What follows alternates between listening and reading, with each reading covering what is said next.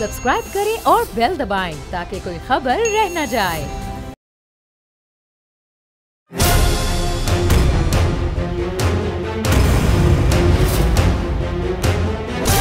From the Islamabad studios of Bol Network, it's time for Jameel Farooqi on National Debate.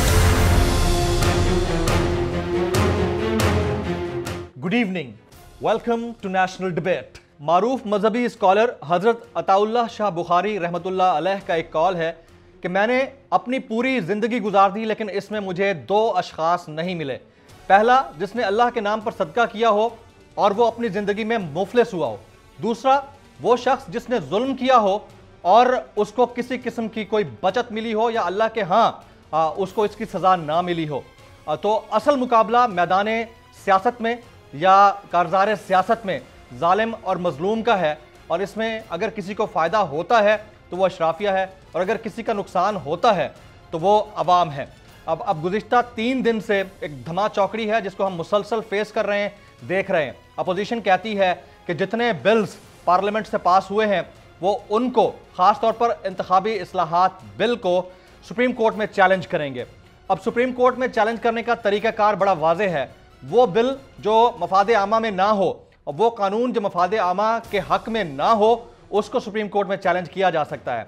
अब ये कितना supreme Court में challengeable है, क्या वाक़अतन मफाद आमा में ये तमाम तर कवानीन हैं या नहीं हैं, और उससे बड़ा सवाल ये है कि आखिर कौन डिटरमिन करेगा कि कौन सा कानून मफाद आमा के लिए कितना बेहतर है, किसकी इंटेंट पे कितना ज़्यादा शक किया जा सकता है।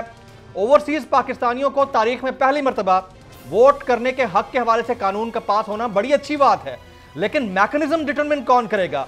इलेक्ट्रॉनिक वोटिंग मशीन का अब इतलाक होना या उसके लिए पेश किया जाना बड़ा अच्छा अमर है, लेकिन यह तय कर रहा होगा कि 80 में से अगर 70 ममालिक ने इसको रिफ्यूज़ किया है तो क्यों किया है, और अगर 10 मुल्क उसको अडॉप्ट कर रहे हैं तो क्यों कर रहे हैं। ये वो तमाम सवालात हैं जिनके जवाब जानना जरूरी है। Agenda on the national debate पर बात करने से पहले हम बात करेंगे ट्रेंडिंग टुनाइट की। ट्रेंडिंग टुनाइट आज का हमारा हैशटैग है लेजिस्लेशन। लेजिस्लेशन। मुझे जमील फारूकी कहते हैं।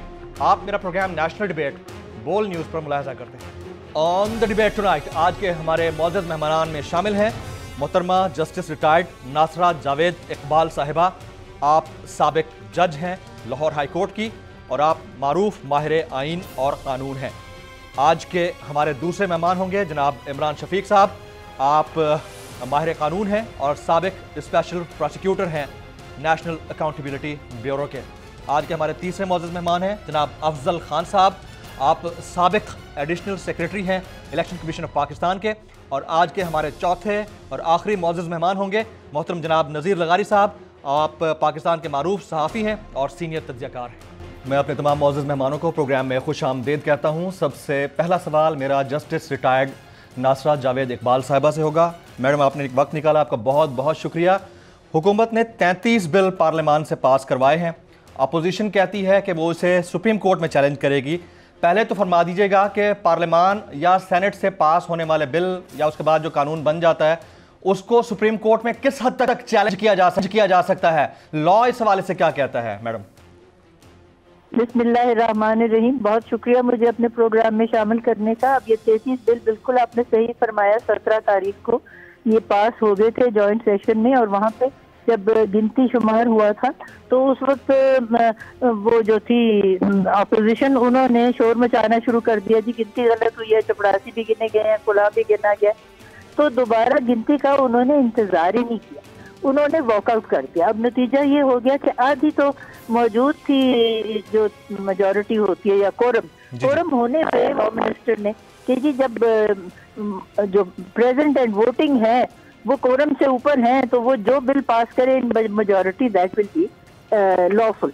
तो अब उन्होंने वो 33 बिल जो इतनी देर से पड़े हुए थे वो सारे पास करा लिए, और मैं समझती हूँ बहुत सारे तो अवामी मफाद के बिल थे और वो ऐसे भी थे जिसमें ऑपोजिशन का भी इंटरेस्ट था और बल्कि उन्होंने टेबल किए हुए थे, लेकिन उन्होंने इंतजार न किया और वो सारे पास हो गए।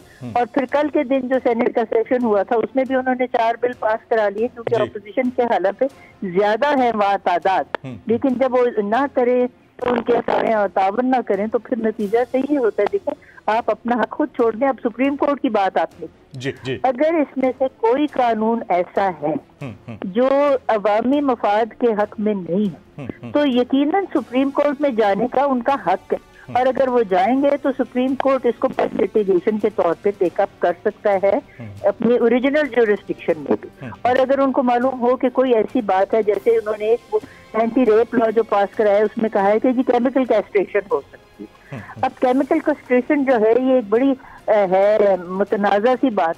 अगर सुप्रीम कोर्ट समझे कि ये नहीं है कौमी मफाद में तो ये स्ट्राइक डाउन भी हो सकता है। लेकिन अगर समझे कि ये आप कज़ा कलामी की इबादत, ये जो केमिकल कैस्ट्रेशन की आप बात कर रही हैं, ये जुमले निकाल दिए गए हैं उस बिल में से क्योंकि इस्लामी नजरियाती काउंसिल ने इसके ऊपर अपने तहफ़्फ़ुज़ात दिए थे और वो निकाल दिए गए हैं। अब जो बिल पास हुआ है पार्लियामान से उसमें केमिकल कैस्ट्रेशन की बात नहीं है। ये मैं ऐड कर दूं आपकी बात। अच्छा हुआ आपने मेरी तस्दीक कर दी क्योंकि मुझे पता है ओरिजिनल बिल में तो था। जी। और अगर ये कायम रहता ना तो 5 लोगों के साथ ये वाकया होता ना, आप यकीन जानिए पाकिस्तान में कभी होना ही नहीं था और चाइल्ड अब्यूज भी नहीं होनी थी। चले अब जो अल्लाह ताला को मंजूर होता है और जो आवाम चाहती है वही होता है। और अगर इस्लामिक आइडियोलॉजी काउंसिल समझती है कि इसमें मुल्क की बेहतरी है तो जो चाहे वो करें।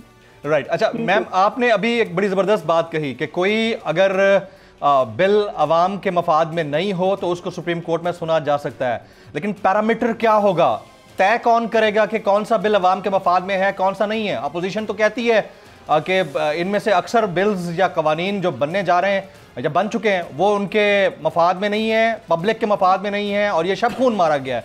तो ये तय कौन करेगा? How to determine that?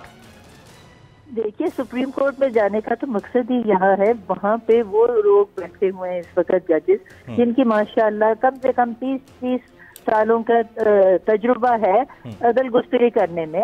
और वो जो है supreme Court is considered the least dangerous branch of government कि जो ज्यादतियां होती हैं मुकर्रना से और इंतजामिया से उसकी दाद रसी करने के लिए ही तो वो बैठे। तो ये उन्होंने तय करना है कि ये जो है ये अवामी मफाद में है या नहीं। जिस तरह मुशाला जहा का पहला केस था बड़ा मशहूर, मिसल लाइन ना गुजारे और ट्रांसफार्मर भी बहुत करीब ना लगाए क्योंकि इससे खराबी होती है। अब जो आलूदगी का बिल है, जाहिर है आलूदगी को तो दूर करना हमारा काम है, तो ये तो सुप्रीम कोर्ट कभी नहीं कहेगा जो ये बिल है ये मुतनाज़ा है या इसमें ऐसी बात नहीं है जो अवामी मफाद में हो।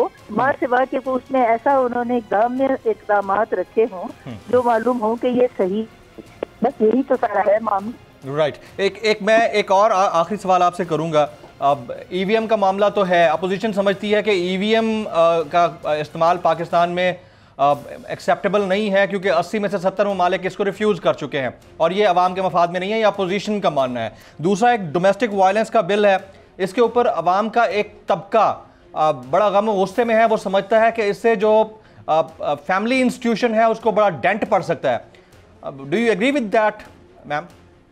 अब ये देखिए जी, मेरा इसके साथ इत्तेफाक करना या ना करना ये जरूरी नहीं है, ये इत्तेफाक करना अवाम का है काम। और ये बात जो आपने इलेक्ट्रिकल वोटिंग मशीन की बात की है, ये देखें कुछ मुल्कों में ये कामयाब हुई है, कुछ मुल्कों में ये नाकाम हो चुकी है। अब election commission is one of those organisation which is constitutional institution जिनका ये इख्तियार है ये इन चीजों पे फैसला करे। तो अव्वल तो ये जाएगा इलेक्शन कमीशन के पास कि ये सही हुआ है या गलत हुआ है, और जो भी फैसला करेगी इलेक्शन कमीशन की उसकी अपील लाई करती है सुप्रीम कोर्ट। जैसे सारा दुनिया का डेटा भी इकट्ठा करती है, फिर वो देखती है कि ये जो इलेक्ट्रॉनिक मशीन है ये हमारे यहाँ लोगों के लिए फायदेमंद है, सहूलत इनको मुयसर करेगी नहीं। फिर वो ओवरसीज पाकिस्तानी को वोट देने की जो मसला है वो भी बना हुआ है। फिर डोमेस्टिक वायलेंस का आपने जैसे कहा, डोमेस्टिक वायलेंस तो हमारे यहाँ इतनी है कि जिसकी इंतहा नहीं होती, और औरतों को तो समझा जाता है कि वो एक अशिया के जिम्मन में आती हैं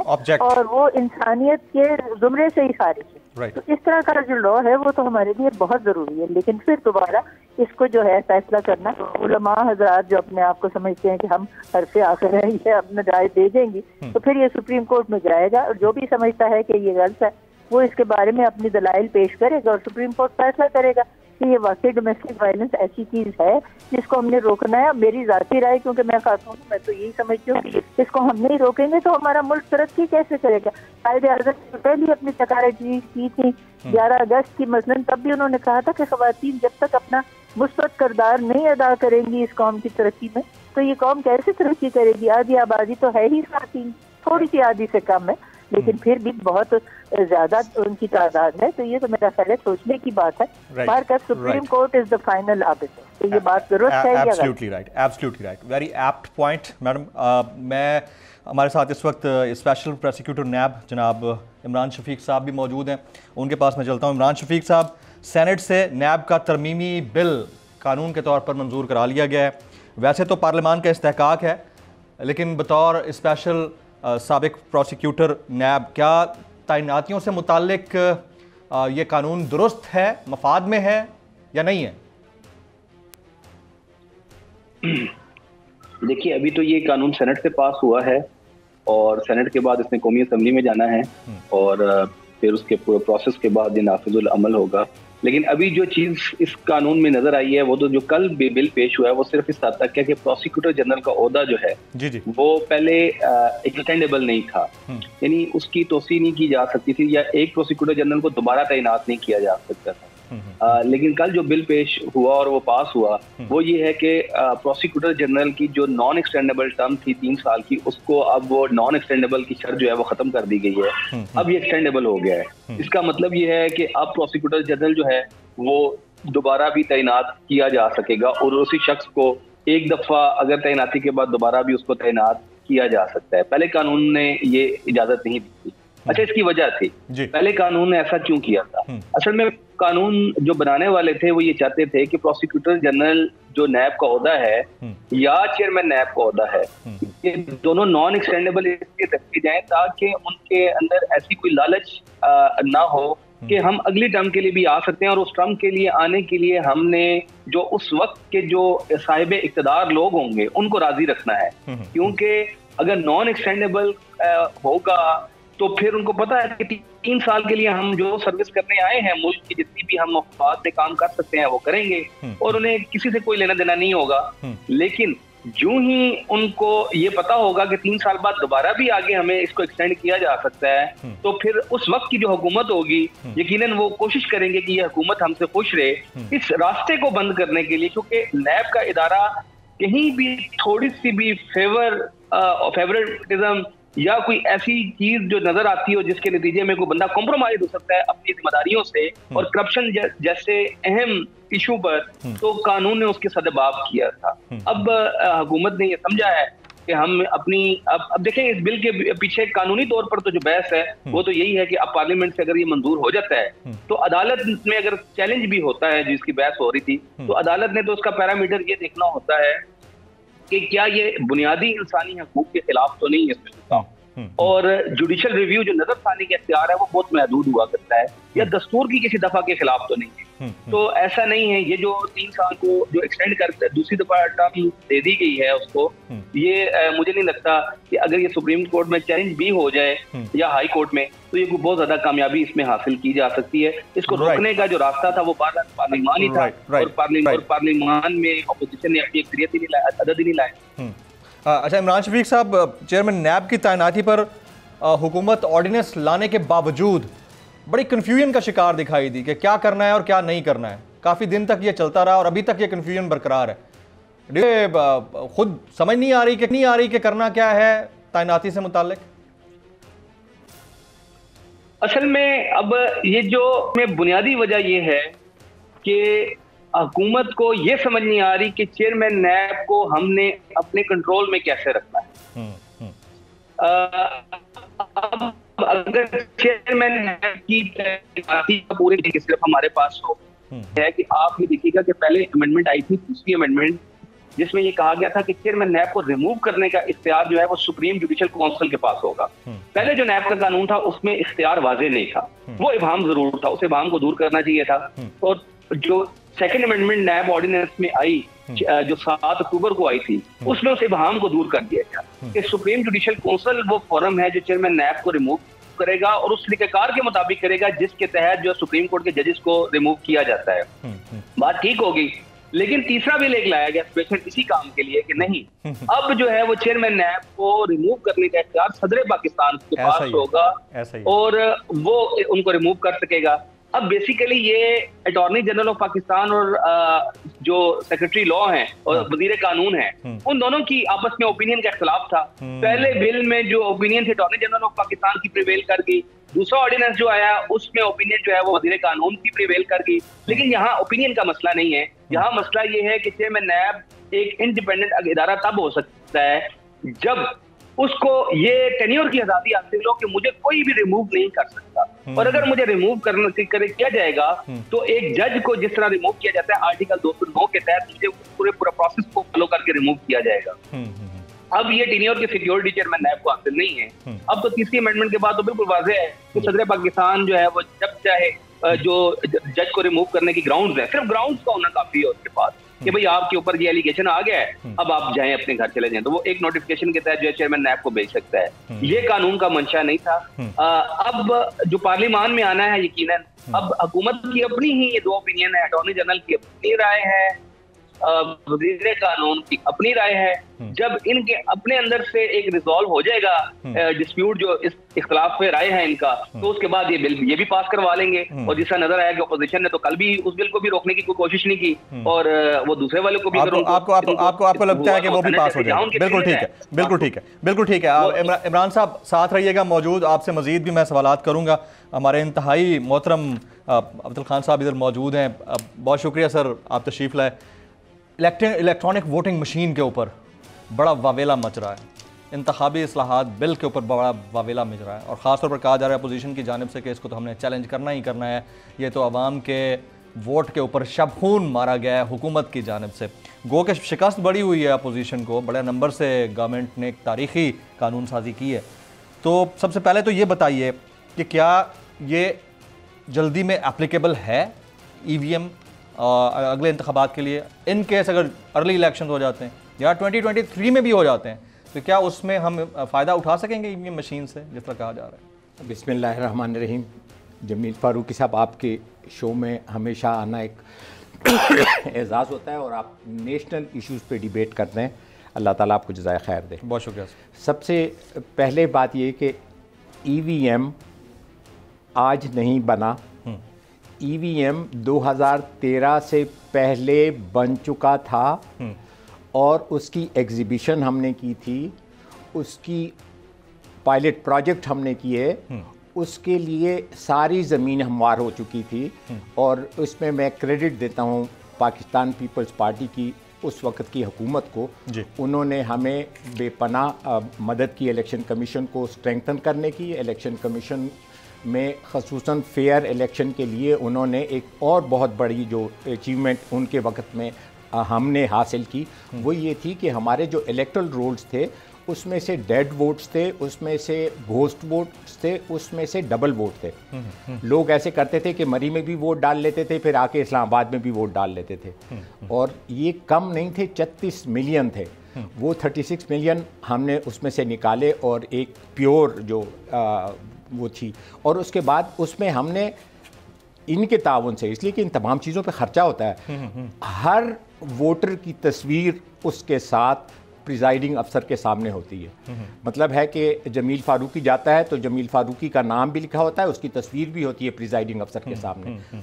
इसी तरीके से मैंने पूरी मशीन देखी है, इंडिया में तो खैर काफ़ी अरसे से एप्लीकेबल है। मशीन की तरफ मैं आता हूँ, ये वो अचीवमेंट है जो ऑलरेडी हो चुकी हैं। हमारे इलेक्टरल रोल में वोटर की तस्वीर भी है। अच्छा, अब आगे मसला था, हमने इलेक्ट्रॉनिक वोटिंग मशीन, और इस पर मैं आपको बताऊं 15 साल से ज़्यादा हो गए हमने इस पर बड़ी रिसर्च की कि हमेशा ही हमारे इंतखाबात के आखिर में लोग धांधली का, और जो भी हारता है, अच्छा तो उसके क्या क्या लूप होल्स हैं, क्या फॉल्ट लाइंस हैं, क्या वीकनेसेस हैं, और उसको कैसे बंद किया जा सकता है, कैसे प्लग किया जा सकता है, उसके लिए हमें इस नतीजे पर पहुंचे। सारी दुनिया में हमारी टीमें नहीं सर, नहीं मैं माजरत चाहूँगा, आपकी बड़ी ज़बरदस्त बात हो रही है। 80 ममालिक की एडवाइस गई है, उसमें से 70 ममालिक अगर इसको रिफ्यूज़ करते हैं, 10 ने ऑप्ट किया है, तो आपको लगता है कि पाकिस्तान जैसे मुल्क के अंदर ये एप्लीकेबल है और अर्ली एप्लीकेबल है, ख़ास तौर पर आने वाले एक दो महीने के अंदर, जिस तरह सेनेटर फैसल जावेद खान कह रहे हैं कि 30 दिन में हम इसको काबिल इस्तेमाल कर सकते हैं? मैं आपको बताता हूँ कि 19 दिसंबर को KPK में लोकल गवर्नमेंट के इंतखाबात हो रहे हैं, उसमें भी इस्तेमाल हो सकता है। और मैं ये बताऊं कि ये चीज़, ये पहिया आज नहीं ईजाद हुआ, ये पहिया एक्चुअली हमारे जो इस इलाके में हिंदुस्तान में 50 साल से उस पर काम हो रहा है। अभी हमें 50 साल नहीं चाहिए कि हम भी 50 साल में, हमने जो नेट रिजल्ट है उस पर देखना है अभी हिंदुस्तान में और अमेरिका में। और दूसरा मैं आपको ये बता दूं कि दुनिया की 70% जमहूरी ममालिक में ये इस्तेमाल हो रहा है। और दूसरा ये वहाँ इस्तेमाल हो रहा है जहाँ ट्रस्ट डेफिसिट हो। देखें, ट्रस्ट डेफिसिट अगर नहीं है तो लंदन में 2 आदमी होते हैं, ना पुलिस, ना सिपाही, ना आर्मी, ना फौज। वो आप जाते हैं, अपना कार्ड दिखाते हैं, अपना वोट डालते हैं, वो आपको thank you very much sir कहता है और आप चले जाते हैं। और उसके नतीजे फौरन आता है घंटों में के अंदर, और उसमें कोई इबाम नहीं होता। वहाँ पे ट्रस्ट डेफिसिट नहीं है, वहाँ पे पैसे का। यहाँ पे देखिए जितनी भी जो डेवलपिंग कंट्रीज है, आप उनमें देखिए इलेक्शन में हिस्सा ही कौन लेता है? फिल्दी रिच, जिसके पास पैसे हैं और डर्टी मनी। वो तो इधर भी है सर। तो मैं इधर की बात कर रहा हूँ, मैं पाकिस्तान की बात कर रहा हूँ कि इस वक्त पाकिस्तान के इंतखाबात में जो लोग हिस्सा लेते हैं, क्या अफजल खान हिस्सा ले सकता है? नहीं, गरीब आदमी तो काम ही नहीं है ना। मैं गरीब नहीं हूं, फिर भी मैं हिस्सा नहीं ले सकता। हम लोग तो अच्छा, तो ये मिडिल क्लास बंदे का काम नहीं है। ये क्यों एक खास तबके के लिए बनाई गई है? हाँ, खास तबके के लिए बनाई गई है। ये जो EVM है, it is the first breakthrough. और आपके सवाल के जवाब में फिर मैं आपको सेकंड ब्रेक थ्रू भी बताऊंगा। बताएं। ये इतनी बड़ी बात है कि इसमें हमने बहुत इस पे सोचा, हमने बेस्ट प्रैक्टिसेस देखी, हमने अपना बहुत बड़ा IT विंग बनाया है ये इलेक्शन कमीशन ऑफ पाकिस्तान में। आज से नहीं, 15 साल पहले से हमने अपने IT एक्सपर्ट्स हर जगह पे, हमने इतने एसेट्स उसके लिए बनाए, इतने हमारी कैपेबिलिटीज है, capacity. We were ready to introduce this in 2013 election, 2013 election. और हमारे साथ आखिरी मीटिंग जिसकी हुई थी, उसमें खुर्शीद शाह साहब आए थे। उन्होंने कहा कि इसी मशीन में मशीनें बन गई थी, हमारी यूनिवर्सिटीज ने बनाई थी, बाहर से भी आई थी और सब ने देखी थी। तो वो हम कभी भी नहीं चाहेंगे। ये एक छोटा सा कैलकुलेटर है कि हम अगर न्यूक्लियर बम बना सकते हैं, अगर मिसाइल्स बना सकते हैं, तो ये क्यों नहीं बना सकते? हमारे लोकल इलेक्शन कमीशन तो कहता है कि ये इतनी जल्दी काबिल इस्तेमाल नहीं है। नहीं, इलेक्शन कमीशन कहता है इतनी जल्दी नहीं है काबिल इस्तेमाल। ये देखें, अभी आप दोबारा उनसे पूछें या इनसे ये सुप्रीम कोर्ट में ये जाएं, सुप्रीम कोर्ट फिर इनसे ये सवाल और जवाब होगी, सुप्रीम कोर्ट हमें भी बुलाए। बात यह है कि मैं तो हैरान ही हूँ, आई वॉज रियली शॉक वल्लाह, कि जब इलेक्शन कमीशन की तरफ से इसकी रेजिस्टेंस आई। हम तो गवर्नमेंट को कहते थे इसलिए कि देखिए ये एक दफ़ा का खर्चा है, कागज़ वाले जो सिस्टम है उसमें हर इलेक्शन में बेपनाह खर्चा है और वो ज़्यादा कॉम्प्लिकेटेड है, ये आसान तरीन है। इसमें अनपढ़ से अनपढ़ आदमी आके फूल के ऊपर, तलवार के ऊपर, चाकू के ऊपर उंगली दबाएगा, उसकी वोट चला जाएगा। फिर हिंदुस्तान में और अमेरिका में उनकी सुप्रीम कोर्ट ने उन्हें कहा कि ये सॉफ्टवेयर में क्या पता चलता है कि आपने गड़बड़ की। तो उसके साथ साथ उन्होंने इंट्रोड्यूस किया, इसको कहते हैं VVPT। इससे बनता है वोटर वेरिफिकेशन पेपर ट्रेल, कि अब आपका वोट चला गया कैलकुलेटर में, लेकिन जैसे आपकी जो किसी भी सुपरमार्केट में जाते हैं, सौदा खरीदते हैं, तो आपको एंड में रसीद मिलती है। वो फिजिकल पार्ट होता है, फिजिकल पार्ट होता है, आपको वेरीफाई कर सकते हैं, चेक कर सकते हैं, क्रॉस चेक कर सकते हैं, हार्ड कॉपी मिल जाती है। ये अब हिंदुस्तान में भी उसको, और दुनिया की जितने भी जमहूरी ममालिक हैं जहां पे इस किस्म का जो है कि अमीर आदमी अपने लिए उसमें चोरी के रास्ते रखना चाहता है, वो पैसों से खरीदना चाहता है, तो ऐसे तो हमारी सारी पार्लियामेंट लोग। और देखिए, मैं आपको अभी जस्टिस नासर जावेद से आपकी बात हो रही थी, इनके शोहर अल्लामा इकबाल के बेटे जावेद इकबाल साहब को किसने हराया था? आपको उसका नाम भी ना मुझे मालूम है। किसी ना मालूम आदमी ने, उसके पास पैसा था, उसके पास बाइट थी, उसके पास मसल थी, उसके पोते इनके बेटे को, जी दासरा जावेद के, वलीद इकबाल को किस बंदे ने हराया था? यहाँ पे अब डी चौक के सामने वो एक बंदा गालियां बकता हुआ आ रहा था, तो किसी ने उसे कहा कि यार आप तो MNA हैं और आप तो ये है और आप गालियां बक रहे हैं। उसने कहा जी ये पंजाब का कल्चर है। बात यह है कि देखे, अगर आप चाहते हैं कि इंटेलिजेंसिया, अच्छे लोग, साफ लोग इलेक्शन में हिस्सा लें, तो आपने 2 चीज़ों को लाजमन करना है। ईवीएम को, अच्छा बात सुने, आप तो कराची में रहे हैं, कराची में कैसे एमक्यूएम वोट करते थे? वो घर के शनाख्ती कार्ड पहले मौजूद होते हैं, पता भी नहीं होता, शनाख्ती कार्ड ना भी हो वोटर लिस्टों से निकाल के ठप्पे लग चुके होते थे। हमारे ये तो फैक्ट्स हैं, मैं खुद उधर आई विटनेस हूँ इस चीज़ का, बिल्कुल फैक्ट्स हैं। एक ब्रेक का वक्त हुआ चाहता है, ब्रेक के बाद जब वापस आएंगे तो अपने गेस्ट पैनलिस्ट से गुफ्तगू के सिलसिले को आगे बढ़ाएंगे, साथ रहिएगा हमारे।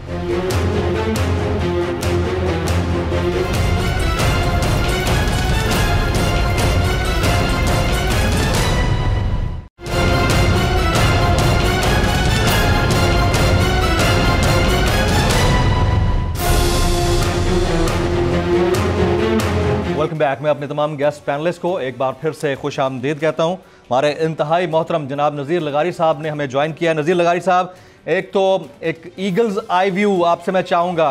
33 बिल पार्लियामान में आते हैं, पास हो जाते हैं, अपोजिशन वावेला मचा रही है कि हम इसको चैलेंज करेंगे। दूसरी इंपॉर्टेंट बात यह है कि सहाफ़ियों से तहफ़्फ़ुज़ से मुताल्लिक़ कानून सेनेट से पास हो गया है।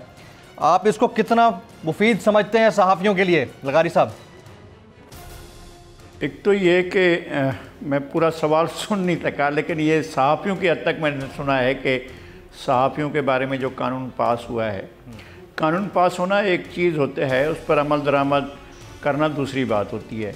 हमारे यहाँ जो केसेस के समाअत का और केसेस के फ़ैसलों का जो शरह है वो 4% से ज़्यादा नहीं है जिसमें कन्वेक्शन होती है।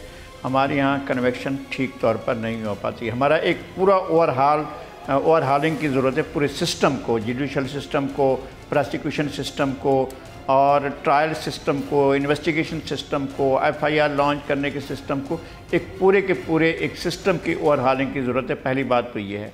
दूसरी बात यह है कि कानून पास होना अच्छी बात है, इंटेंशन ठीक थी, और कि सहाफ़ियों को तहफ़्फ़ुज़ दिया जाए और सहाफ़ियों का जो है जब वो काम कर रहे हों तो किसी ख़तरे की जद में ना हों और उन्हें तहफ़्फ़ुज़ मिलना चाहिए। उन पर कोई स्टेट एक्टर या नॉन स्टेट एक्टर उन्हें विक्टिम ना बनाए, अपना निशाना ना बनाए। ये बात तो बड़ी हद तक अच्छी है, लेकिन मैं समझता हूँ कि असल बात तब होगी जब इस पर अमल दरामद भी वैसी इसी रूह से होगा जिस तरह से कानून का जिस तरह से उसके कंटेंट्स हैं। तो ये तो एक अच्छी बात है, लेकिन अगर इसमें अपोजिशन भी ऑन पेज होती और ऑन पेज ले लिया जाता तो ज़्यादा बेहतर होता। हुकूमत ने यकतरफ़ा तौर पर ये बिल मंजूर कराए हैं, ये बिल भी और उससे पहले जो और हुई है लेजिस्लेशन, वो इत्तफ़ाक़ राय से नहीं हुई है, वो कसरत राय से हुई है, जो मेरे ख़्याल में इसको अच्छा शगुन नहीं कहना चाहिए। लगारी साहब, आपको लगता है कि ये कदगन हो सकती है सहाफ़त के ऊपर? क्योंकि बहुत सारे हल्के इस बात को तहफ़्फ़ुज़ तो होना चाहिए, सिक्योरिटी होनी चाहिए किसी भी सहाफ़ी को या मुलाजिम को कि जो मीडिया हाउस में काम करता हो, लेकिन आपको फ्रीडम ऑफ एक्सप्रेशन के ऊपर कोई कदगन जैसे कोई जुमले नज़र आए इसके ऊपर कि वो ट्रायल हो सकता है? मैंने तो पूरा पढ़ा है, आखिरी जुमला तो मुझे बड़ा शॉक करने वाला लगा। देखिए, बात यह है कि हुकूमत की नीयत जो है ना वो वही है, जो माइंड सेट है वो वही है जो पाकिस्तान बनने से लेकर अब तक चला आ रहा है। एक अथॉरिटेरियन एब्सोल्यूट अथॉरिटी का हामिल एक ऐसा माइंडसेट जो कैद आज़म तक के नुक्ते नज़र को नहीं चाहता था कि आम हो। पहले दफ़ा ही ऐसा हुआ था जब अभी पाकिस्तान बनने में 3 दिन बाकी थे और कैद आज़म ने कुछ 3-4 दिन पहले 11 अगस्त को यहाँ पाकिस्तान में ही असम्बली में खिताब किया और उनने वो तकरीर जो थी 11 अगस्त की एक पाकिस्तान के आइन का प्रीएम्बल थी और उसे इसी तरह से रहना चाहिए था। लेकिन कैद आज़म के तस्वुरात, कैद आज़म के जो नज़रियात थे, उनके जो ख़यालात थे और उनका जो आइन के बारे में और सोसाइटी के बारे में जो नुक्ता नज़र था, सोसाइटी पाकिस्तान को उसके बिल्कुल बरअक्स यानी 100% डाइवर्जन करके बल्कि यू टर्न कहना चाहिए, यू टर्न लेकर कैद आज़म के तस्वुरात से हटकर एक ऐसा पाकिस्तान में सिस्टम लाया गया, एक ऐसा निज़ाम लाया गया जो पाकिस्तान के अवाम के हक़ में नहीं है, चंद इदारों, अफराद, गिरोहों को फ़ायदा पहुंचाता है और वह पूरा सिस्टम जो है अवाम को उनकी हैसियत को तस्लीम नहीं करता। इसी तरह से मीडिया भी हमेशा कदगन का शिकार रहा है। कैद आज़म के बाद ऐसा वक्त भी आया कि जब अखबारात पर पाबंदी लगाई गई, अखबारात की इशाअत मुमकिन नहीं हुई और ये सिलसिला चलता रहा। आखिर में अयूब खान ने आकर प्रेस एंड पब्लिकेशन आर्डिनेंस, ये एक ड्रैकोलियन कानून था जो नाफिज किया था और सहाफ़ियों की अपनी जिद्दोजहद रही है। सहाफ़ियों ने अपने तौर पर एक मुसलसल जिद्दोजहद की, और जो मौजूदा आज़ादियाँ हैं वो हमें किसी भी खान साहब, किसी भी नवाब साहब, किसी भी बड़े साहब, किसी भी मासूम शख्स की बदौलत नहीं मिली हैं। हमने इसके लिए जिद्दोजहद की है, और हमने ये जो कुछ हासिल किया है आज़ादी को, जिसको आज़ादी कहा जा रहा है, और जिसके ख़िलाफ़ अब भी दरवाज़े बंद करने की कोशिश कर रही है, खिड़कियां बंद करने की कोशिश हो रही है, रोज़न बंद करने की कोशिश हो रही है, रोशनदान बंद करने की कोशिश हो रही है। ये कोशिशें पाकिस्तान के मीडिया को, मीडिया से वाबस्ता अफराद की जानें भी बहुत अजीज़ हैं, लेकिन मीडिया में सबसे बुनियादी तस्वुर यह है कि आज़ादी कितनी है, हमें बात करने की आज़ादी कितनी है। कोई हुकूमत चाहे कैसी भी रही हो, वो आज़ादी को कभी पसंद नहीं करती थी और ना करती रही है। आज़ादी दी गई है तो उसके पीछे एक पब्लिक का और आवाम का और सहाफ़ियों का अपना एक प्रेशर मौजूद था। एब्सोल्युटली। नज़ीर लगाई साहब साथ रहिएगा, मैं इमरान शफीक साहब की जानिब जाऊंगा। इमरान शफीक साहब, एक परसेप्शन है और आप इसको करेक्ट कर सकते हैं कि हुकूमती जो नैब प्रोसिक्यूटर्स होते हैं उनकी प्रोसिक्यूशन में कमज़ोरी है, जिसकी वजह से बहुत सारे केसेस से अपोजिशन के लोग या जिनके खिलाफ केसेस हैं वो बाहर भी आ जाते हैं, रिलीज़ भी हो जाते हैं, या उनको उस तरह से सज़ा नहीं मिल पाती जिस तरह से मिलनी चाहिए। तो क्या नैब की बायस होने के ऊपर जो क्वेश्चन उठाया जाता है अपोजिशन और पब्लिक की जानिब से, उसमें सदाकत है किसी हद तक? शफीक साहब देखिए, प्रोसिक्यूटर के पास जब तक केस आता है ना, उससे पहले केस बहुत से मराइल से गुजरा होता है। प्रोसिक्यूटर ने क्या करना होता है? प्रोसिक्यूटर ने करना ये होता है कि जो नैब ने एविडेंस इकट्ठी की है, जिस रेफरेंस को चेयरमैन नैब ने और प्रोसिक्यूटर जनरल ने और नैब की एग्जीक्यूटिव बोर्ड ने मंजूर करके, नैब की पूरे आईओज ने, डीजीज ने, नैब के केस ऑफिसर्स ने, एक पूरे प्रोसेस से वो रेफरेंस गुजरता है, उस पर बड़ी सी डेलिब्रेशन होती है, उसके एक एक पीस ऑफ एविडेंस को परखा जाता है कानूनी तौर पर। वैसे अदरवाइज जो होता है वो तो सबको पता है, लेकिन उसके बाद वो रेफरेंस फिर अदालत में भेजा जाता है। जब वो रेफरेंस अदालत में जाता है, प्रोसिक्यूटर का इतना काम होता है कि वो जो गवाह आपने तय किए थे वो उन गवाहों को अदालत में पेश करता है। जो उन गवाहों से आपने मुवाद इकट्ठा किया था, वो मटेरियल सारे के सारे डॉक्यूमेंट्स उस गवाह के जरिए अदालत के सामने रख देता है। यानी ये जो नैब की प्रोसिक्यूशन का लफ्ज है ना, इससे मुराद प्रोसिक्यूटर नहीं है, इससे मुराद बेसिकली नैब के केस लड़ने का अदालत में पूरे का पूरा अंदाज है, गवाह उसको पेश करने का है। वो जो दस्तावेजात आपने इकट्ठी की थी, बुनियादी नुक्स प्रोसिक्यूशन में नहीं है नैब की, बुनियादी नुक्स नैब की इन्वेस्टिगेशन में है। यानी नैब जिस तरीके से केसों को इन्वेस्टिगेट करता है और जिस तरीके से कॉम्प्रोमाइज होकर और जल्दबाजी में और किसी और मकासद के तहत केसों को जब बनाता है, जो अदालतें बार बार कह चुकी हैं, नैब की केस का कॉग्निजेंस लेने में देखे ना, नैब चेयरमैन नैब को कोई मजबूर नहीं करता कि आप किस केस को पकड़ें और किसको ना पकड़ें। जब चेयरमैन नैब अपनी मर्जी से किसी केस का कॉग्निजेंस लेता है, इंक्वायरी स्टार्ट करता है, इन्वेस्टिगेशन स्टार्ट करता है, उसके बाद उस इंक्वायरी को साबित करने के लिए, हकाइक तक पहुंचने के लिए अदालत के सामने किसी मुल्जिम को आपने सजा दिलवानी है, तो उसके लिए सारे सबूत इकट्ठे करना, बेहतरीन किस्म की इन्वेस्टिगेशन करना जो अदालत में साबित हो सके, वो तो नैब का काम है। बेसिकली नैब एक पुलिस है, यानी पुलिस का काम हुआ करता है इन्वेस्टिगेशन करना। जब आप इन्वेस्टिगेशन में ही लूप होल छोड़ देंगे, जब इन्वेस्टिगेशन ही ठीक नहीं होगी, जब केस आप बनाएंगी बड़ी कमजोर शहादतों की बुनियाद पर, तो आप मुझे बताएं अदालत क्या करेगी या प्रोसिक्यूटर क्या करेगा? तो अदालत ने ये जो आखिर में ना, पाकिस्तान में इंसाफ नहीं मिलता कि अदालतें नैब के मुल्जिम को छोड़ देती हैं। भाई अदालतों को किसी को छोड़ने का शौक नहीं है। अदालतें कानून और इंसाफ के मुताबिक फैसला करने की पाबंद है। आप जब मटेरियली जब आपका इन्वेस्टिगेशन भी ठीक नहीं होगी, मैं तो अभी भी ये समझता हूँ कि नैब को पाकिस्तान में अदालतों की तरफ से फिर भी रिलैक्सेशन मिलती है। बहुत सी गलतियों को अदालतें उनकी पर्दा डालती हैं, वरना तो ये बहुत सी केसेस ऐसे हैं जो पहली ही समातों पे और दूसरी समातों पे अदालतें उड़ा के परे फेंकने की कैसे आप लेकर आ गए, लेकिन वो चलते रहते हैं। इसलिए कि शायद हो सकता है कि नैब अपने री इन्वेस्टिगेशन में, सप्लीमेंट्री रेफरेंस में और बहुत सी जगहों पर अपनी इन कोताहियों को दूर कर ले, लेकिन बदकिस्मती से नैब का इन्वेस्टिगेशन का, केस को चुनने का कि किस केस में हमने इन्वेस्टिगेशन करनी है, किस में नहीं करनी, ये मेयारात ठीक नहीं है। और ये मेयारात गलत जिस तरीके से गलत जगहों पर तय होते हैं, अगर ये ठीक तरीके से हो तो आगे नतीजे, अगले प्रोसेस भी ठीक होते हैं। बुनियाद ठीक नहीं होगी तो आगे हमारा ठीक नहीं बन सकेगा। आपने तो जब बुनियादें ही सारी ठीक नहीं पड़ती। आपने एक लफ्ज इस्तेमाल किया, कॉम्प्रोमाइज हो जाते हैं। ये बड़ा क्वेश्चनेबल लफ्ज़ है। मैं इससे आपकी थोड़ी सी तफसील चाहूँगा कि किस तरह कॉम्प्रोमाइज़ होते हैं। आप ये कहना चाह रहे हैं कि पोलिटिसाइज होता है ये इदारा, इस इदारे के जो केसेस बनते हैं? मैंने क्या कहना, ये पाकिस्तान की सुप्रीम कोर्ट के 5 जजों ने फैसला दिया है। पिछले ये जो ख्वाजा साद रफीक केस है, उस केस को पढ़ लीजिएगा। उसमें लिखा है NAB is a tool of political engineering. ये उनके अल्फाज हैं, सुप्रीम कोर्ट के अल्फाज हैं। और सुप्रीम कोर्ट ही है पाकिस्तान में, जब किसी को कहता है सादिक और अमीन है तो हम सारे कहते हैं सादिक और अमीन है, तो जब किसी को कहता है कि वो नहीं है तो हम कहते हैं नहीं है।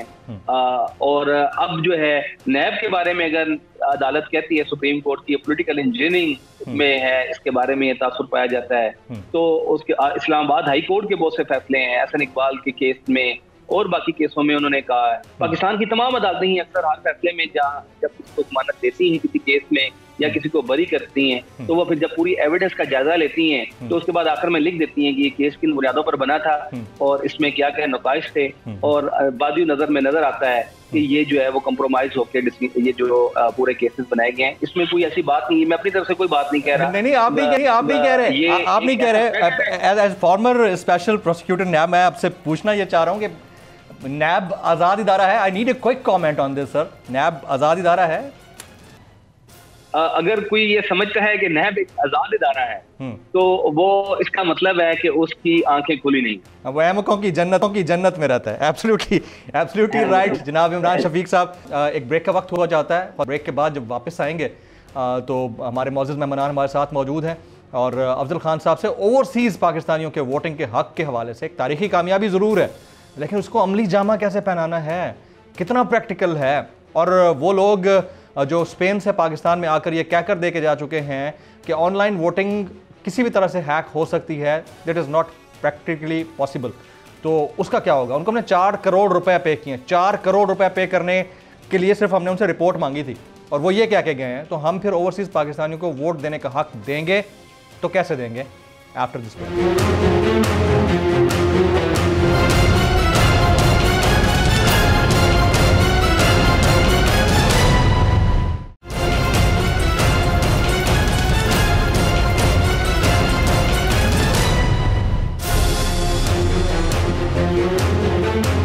Welcome back. मैं अपने तमाम मौजूद मेहमानों को एक बार फिर से खुश आमदीद कहता हूँ। अफजल खान साहब से मेरा सवाल होगा। वैसे तो मैं पूछना ओवरसीज़ पाकिस्तानियों से मुतालिक चाह रहा हूँ, लेकिन उससे पहले एक क्विक कमेंट सर अगर आप मेरी तरफ देख लें तो मैं आपसे पूछ लूँगा, ये EVM इतने ममालिक में अगर इस्तेमाल नहीं हो रही तो यहाँ क्यों इतना ज़रूरी है कि हम यहाँ इस्तेमाल करें उसको? जमील फारूकी साहब, अपने इन्वायरमेंट में हर जगह के लिए जो do in Rome as Romans do, हमारी बदकिस्मती ये है कि हमारे यहाँ करप्ट पॉलिटिशियंस ने हमारी ब्यूरोक्रेसी और इदारों इदारों में लालच, तमा और खौफ को इंजेक्ट किया। जो स्टेडफास्ट, ऑनेस्ट और मेरिट वाले लोग थे वो डिस्क्वालिफिकेशन बन गई। अभी आप कहेंगे कि जी हमें ऑनेस्ट लोग मिलते ही नहीं है, या जो ट्रस्ट डेफिसिट है। RO का इलेक्शन कौन थे? वो सारे आपके सेशन जजेस थे, लेकिन इसमें सब लोग इस चीज़ पे मुत्तफिक हैं कि वो उसमें मैनिपुलेशन हुई थी और बहुत हुई थी। अब बात यह है कि मेरिट आज भी तवज्जो का मोहताज है। और मैं आपको बताता हूँ कि जो आज भी ये कल 17 को जो हुई है लेजिस्लेशन, ये जब इमरान खान आए थे उसी पहले महीने में होनी चाहिए थी, इन्होंने डिले किया। और ये तब्दीली, इसीलिए लोग कहते हैं कि तब्दीली में डिले हो रही है। अब बात यह है कि EVM की मशीन को खौफ नहीं है, तमा नहीं है, लालच नहीं है। वो एक कैलकुलेटर है, जितने आप उसमें डालेंगे 2 और 2 जमा 4 होगा, 5 कभी नहीं होगा। जैसे सरगोदा की और बहुत सी जगहों पे वो ROs तब्दील कर लेते थे। एक दफ़ा आपने तब्दील कर लिया तो इलेक्शन कमीशन तो जस्ट ठप्पा लगाती है और उसको डिक्लेयर कर देती है। एक दफ़ा हो गया तो उसके बाद स्टे पर ही 5-5 साल गुजर जाते हैं। तो इस मशीन में इधर आपने 5 बजे वोट खत्म हुई, ये बहुत बड़ी कामयाबी है। हकीकतन ये कामयाबी तो है, लेकिन जो अपोजिशन कहती है कि इंटेंट के ऊपर शक है जी कि हाईजैक होगा वोट। ये हाईजैक इसलिए नहीं होगा कि देखें, पूरे पाकिस्तान में जो पॉपुलर है, पूरी दुनिया में जो बंदा पॉपुलर है, तो वो चाहते हैं कि जो इनके इंटेंट कि जी वो पुराना सिस्टम जिसमें ये लोगों को ख़रीद लेते थे, RO को ख़रीद लेते थे, प्रिजाइडिंग अफसर को ख़रीद लेते थे, पूरे उसको हाईजैक कर लेते थे, वो सिस्टम इनके हाथ से जा रहा है, जिसकी रिगिंग के वो एक्सपर्ट्स हैं। नहीं चलें वो तो एक मसला है कि अगर ये हकीकत है, सुने वो बहुत बड़ी हकीकत है, मैं मानता हूं, और इस पे सारे रोते रहे, चाहे गवर्नमेंट वाले थे चाहे अपोजिशन वाले, सब रोते रहे कि ये हाईजैक होता है। लेकिन हमने मॉडर्न वर्ल्ड के साथ भी तो अपने आप को चलाना है, बट उसमें जो लकूनाज हैं उसको भी देखना है। अब ओवरसीज पाकिस्तानीज का जो मामला है, बड़ी तारीखी फतह है, मिलना चाहिए उनको वोट का। जब आप रेमिटेंसेस भेजते हैं, इतना पैसा भेजते हैं, वो जायज़ है इस मुल्क के लिए, उनका वोट जायज़ नहीं है, तो ये नाइंसाफ़ी होगी। लेकिन लाइकवाइज इज द केस, वो हमें स्टडी करना है। वो ये है कि स्पेन से एक टीम आती है, आपके नॉलेज में होगा, 4 करोड़ रुपए उनको फीस दी जाती है कि आप बताइए कि ओवरसीज पाकिस्तानियों का जो वोट देने का हक है ऑनलाइन, इज दैट फीजिबल और नॉट। उन्होंने 4 करोड़ रुपए लेने के बाद एक रिपोर्ट बनाई और जवाब लिखा ना। इसकी वजह यह है कि हाईजैक हो सकता है, ये हैक हो सकता है। तो जब रिपोर्ट ये आती है तो हम प्रैक्टिकली कितना इंप्लीमेंट करेंगे उसको? क्या हम वहां पर भी ईवीएम्स इंस्टॉल करेंगे, या हम वहां पर एम्बेसीज के अंदर जो पेपर के ऊपर वोटिंग होती है उसके थ्रू जाएंगे? क्योंकि ये रिपोर्ट तो आपके सामने आ गई, इलेक्शन कमीशन भी यही कहता है इसके ऊपर। 4 करोड़ जिसने भी लगाए हैं उसने वेस्ट किए हैं, एंड ही शुड गिव। हमारी गवर्नमेंट ने किया, इलेक्शन कमीशन ने बुलाया था उनको। He should be answerable for that.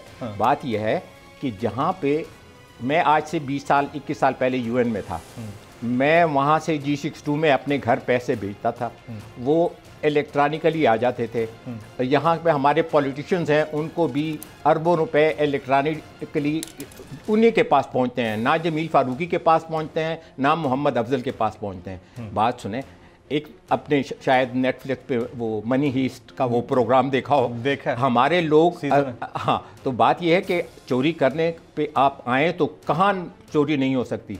लेकिन आप मुझे ये बताएं, मुझे इमरान खान पे एतमाद है कि वो चोरी के मैंडेट पे 1 मिनट भी नहीं बैठेगा, और फेयर इलेक्शन में उसको कोई हरा नहीं सकता। तो अभी हमने इस लेजिस्लेशन में भी देखा कि उसके दोस्त और उसके दुश्मन दोनों में कोई अजीब सा चक्कर था, लेकिन एक अच्छा काम ये बंदा करने जा रहा था। काश ये 3 साल पहले कर लेता, आसानी होती। लेट हो गए लेकिन चले, बेटर लेट देन नेवर। कर लिया है, ये पाकिस्तान के इंटरेस्ट में है। जो लोग जिनकी आपकी पाकिस्तान की इकानमी सारी ओवरसीज वोटर्स की वजह से, ओवरसीज पाकिस्तानी की वजह से चल रही है, और आप उनको वोट का मैकेनिज्म तो ड्रॉ करना है ना सर। मैकेनिज्म ड्रा हो चुका है। मैं आपको बताता हूं, मैं ओबामा के इलेक्शन के ऑब्जर्वेशन के लिए अमेरिका जा रहा था, तो जहां पे वो इंटरव्यू के लिए वो बंदा था, मैं उसके पास गया, तो मैंने हेलो हाय के बाद मैंने उसे कहा कि to whom would you like to vote, तो उसने कहा कि आई हैव ऑलरेडी वोटेड। मैंने कहा यार अभी इलेक्शन तो आगे आ रहा है, तो तुमने अभी से कैसे वोट दिया? फिर उसने मुझे अपना एक्सप्लेन किया। मैंने कहा कि we are going to America to study that best practice in which overseas American can vote for their president। तो बात यह है कि बेस्ट प्रैक्टिसेस से आपने सीखना होता है, और ये कोई वो अपहिल टास्क नहीं है, नामुमकिनात नहीं है। बेसिकली वो पॉलिटिशियन जिनका बाहर वोट नहीं है वो नहीं चाहते, और मैं क्यों चाहता हूँ? वल्लाह मैं ये किसी सियासी वाबस्तगी पे नहीं, ये पाकिस्तानी जब आपके मेन लैंड के साथ कितने वाबस्ता होते हैं। और दूसरा ये कि मैं बाहर यूएन में रहा हूँ, जिस वक्त बंदे बाहर होते हैं वो लोग पाकिस्तान से ज़्यादा पेट्रियाट होते हैं, और पाकिस्तान के गमी और खुशी में बहुत ज़्यादा उनका एहसास होता है। तो you must link them to your mainland Pakistan. आपकी इजाज़त से लगारी साहब, आपने दश्ते सहाफ़त की सयाही में बड़ा टाइम गुजारा है।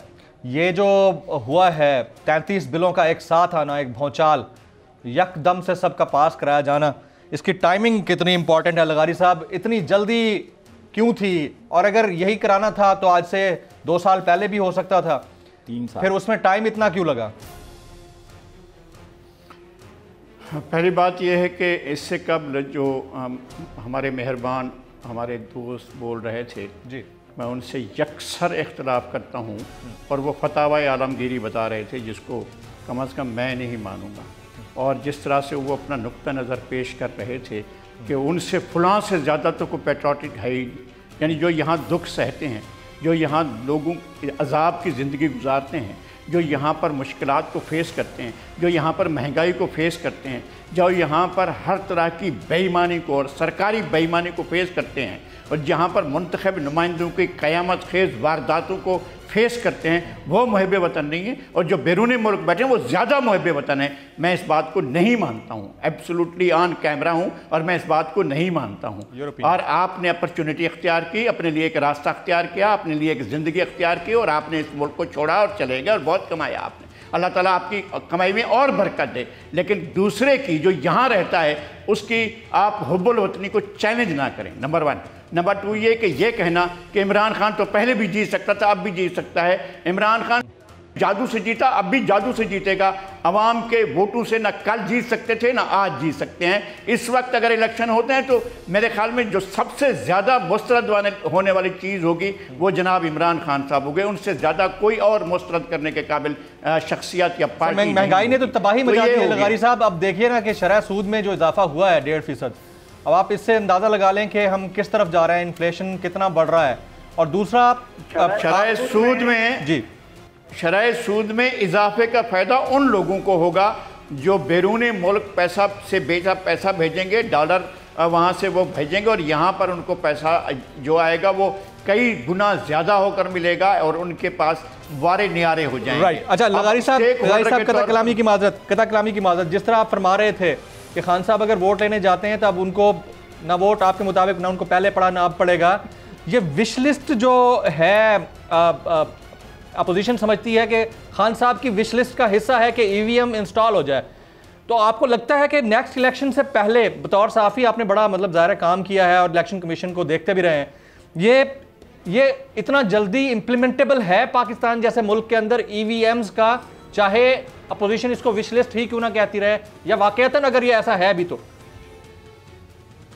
देखें, एक तो बात यह है कि कौन कौन और इंटरेस्टेड हैं इस सारे ईवीएम के मसले पर। इलेक्ट्रॉनिक वोटिंग मशीन किस किस के इंटरेस्ट में है, ये विशेष सर्कल है, और इससे पहले भी विशेष सर्कल चलता रहा है। इलेक्शन जो हैं वो पाकिस्तान में जब से शुरू हुए हैं और अब तक इलेक्शन इन्हीं विशेष सर्कल के दरमियान रहे हैं कि एक पार्टी को कबूल नहीं किया जाता है, एक पार्टी को कबूल किया जाता है। एक मैकेनिज़्म मुल्क में मौजूद है जो मोस्ट अथॉरिटेरियन है और जो ताकत रखता है और विजिबल है या इनविजिबल है, वो ये फैसला करता है कि किस पार्टी को लाना है और किस पार्टी को जो आ रही है उसको कैसे भगाना है, कैसे रास्ता। मैं शुरू करता हूँ उस वक्त से जब जगतू फ्रंट ने ईस्ट पाकिस्तान का इलेक्शन जीता, 2.5 महीने के बाद कहा उस शख्स को जिसने करारदाद लाहौर 23 मार्च 1940 को पेश की थी, उस शख्स को यह कहा गया कि तुम गद्दार हो और हम पाकिस्तान के ठेकेदार हैं और हम तुम्हें नहीं मानते हैं, और उसकी हुकूमत तोड़ दी गई। और 3-4 साल के बाद फिर उसको बुलाया गया और कहा कि आप बहुत अच्छे हैं, हुब्बुल वतन हैं, आप गवर्नर बन जाइए मशरकी पाकिस्तान के। जिस शख्स को आपने गद्दारी के इल्ज़ाम में निकाला उस शख्स को आपने फिर मुहिब वतन भी मान लिया और उनको गवर्नर भी बना दिया। यह एक तरीक़ाकार था। 70 का इलेक्शन जो है शेख मुजीबुर रहमान ने जीता और आपने उनको इलेक्शन लड़ने दिया। उसके 6 नुकात में ये था कि पाकिस्तान के हर सूबे का अपना परचम होगा, हर सूबे की अपनी करेंसी होगी, हर सूबे की अपनी मलेशिया होगी, हर सूबे की अपनी फ़ौज होगी, हर सूबा बिल्कुल खुद मुख्तार होगा। तो इसका मतलब है 4 नहीं 5 पाकिस्तान बनने जा रहे थे, जिसकी वजह से ये पहले इजाज़त दी गई। फिर उसको कहा गया कि हम इंतकाल इक़्तिदार नहीं करते, पहले इस आइन पर मुहर लगाओ। वो आइन ये होगा कि याह्या खान मुस्तकिल सदर रहेगा और बाकी चीज़ें जो हैं वो हम बैठ कर तय करेंगे।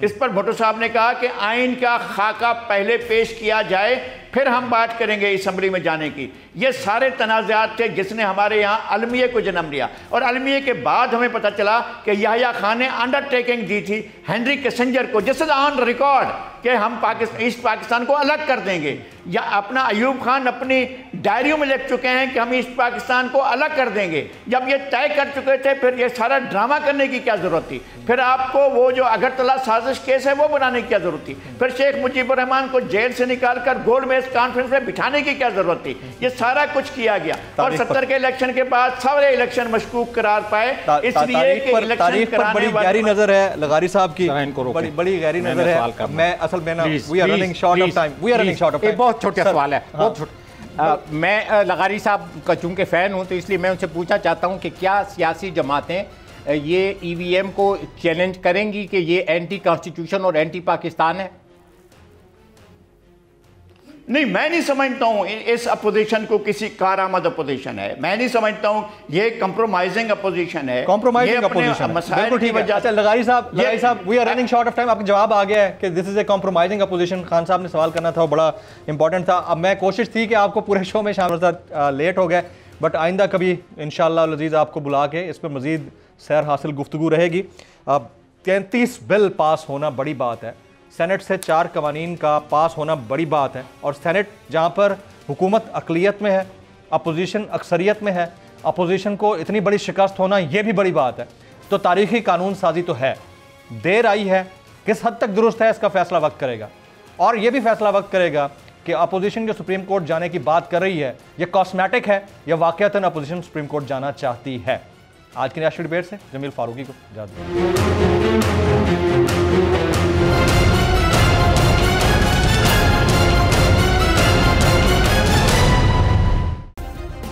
सब्सक्राइब करें और बेल दबाएं ताकि कोई खबर रह न जाए।